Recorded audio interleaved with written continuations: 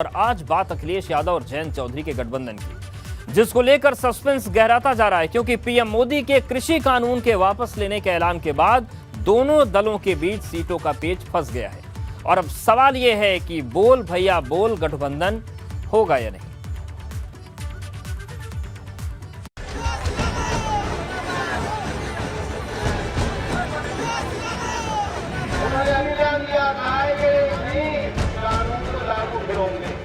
Bharatiya Janata party की पराजय करके भारतीय जनता पार्टी का सफाया कर भारतीय जनता। क्या पीएम मोदी की गुगली के बाद टूट जाएगी अखिलेश और जयंत की पार्टनरशिप?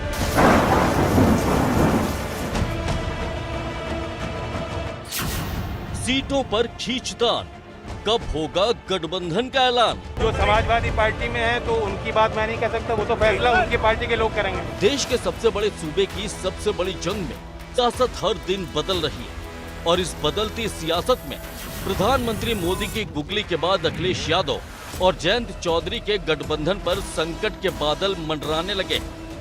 आपको, पूरे देश को ये बताने आया हूं कि हमने 3 कृषि कानूनों को वापस लेने का, रिपील करने का निर्णय लिया है। क्योंकि तीनों कृषि कानून वापस लेने के बाद अब सपा और रालोद का गठबंधन होगा या नहीं, ये सबसे बड़ा सवाल बन गया। क्योंकि अभी तक ये माना जा रहा था कि दोनों ही दलों के बीच मामला बिल्कुल सेट है, सिर्फ ऐलान का इंतजार है। हम समाजवादी के बीच, अखिलेश जी और मेरे बीच बड़े अच्छे रिश्ते भी हैं और बातचीत भी होती है और एक कॉमन विचारधारा के साथ हम लोग काम कर रहे हैं जी। सीट शेयरिंग की बात हम लोग अभी जारी रख रहे हैं, सीट शेयरिंग पे ही बात हो रही है जी। तो जैसे ही वो हो जाएगा औपचारिक घोषणा हो जाएगी। लेकिन अब सीटों के बंटवारे ने नई दीवार खड़ी कर दी है, क्योंकि आरएलडी सपा से 50 सीटों की मांग कर रही है, जबकि सपा जयंत चौधरी को सिर्फ 32 सीट देने के लिए तैयार है। ऐसे में दोनों दलों के बीच बात बिगड़ती दिखाई दे रही है। 2022 में आरएलडी और समाजवादी पार्टी के गठबंधन को लेकर अटकलों का बाजार गर्म है।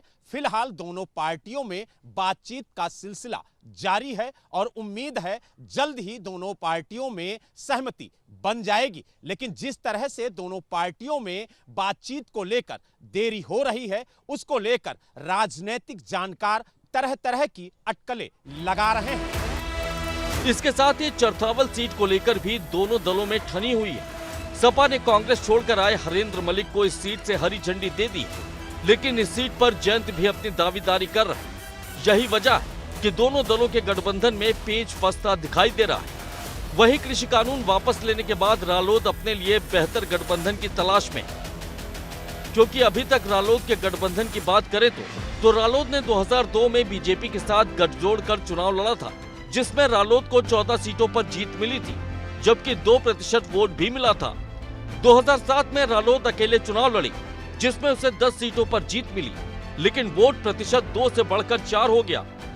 2012 में रालोद ने कांग्रेस के साथ गठबंधन किया और 9 सीटों पर जीत हासिल की, लेकिन वोट प्रतिशत सिर्फ 2% रहा। 2017 में आरएलडी ने अकेले चुनाव लड़ा, जिसमें 1 सीट पर जीत और 2% वोट मिले।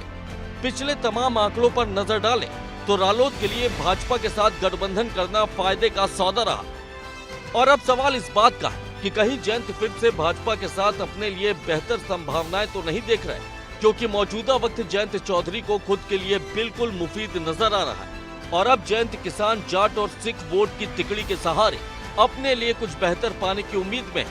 यही वजह है कि जयंत खुलकर मोल भाव कर रहा है। लेकिन सवाल ये है कि कहीं ये मोल भाव अखिलेश का खेल खराब न कर दे। Bureau report, ABP Ganga.